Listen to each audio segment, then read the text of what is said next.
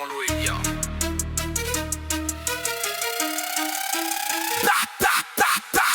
Sebuah luntarang terdapat getah pekarang nang hilang rumah gemetar negara isi dua menedak senyap lubang raksasa tak buka rahang kalam lah jerih pacah langkah baham buah kata tanah yang akrab berubah jadi kubuah indah ada hujan peringatan sekali runtuh lenyapkan keyakinan labia dari 10 meter mangango bukan rata ketik iko luko banyawo hari kini lubang besok kadang malebah siapa berani jamin tanah indah lapar tanah tabalah siapa yang salah kami bata jadi ateh rahasia rapuah tanah tabalah kini makin dalam lingkuang antarancam nyawa di ujung malam tanah tabalah mana danya to bukan cari to kini di muka mato kalau bumi mulai bicara biasanya bumi Allah tak lalu lama disakiti manusia.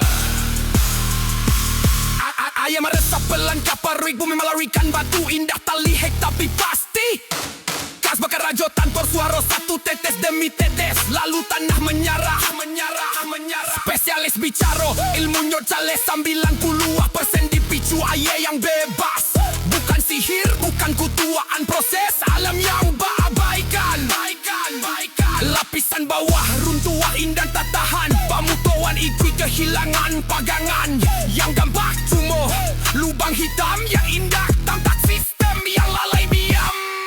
Kalau tanah bisa runtuh tiba-tiba apa yang kita bangun benar-benar aman. Kalau air pelan bisa menghancurkan batu apa yang terjadi saat kita terui abai dan ragu. Tanah tabalah di tengah nagari warga panik bertanya kini kasiah.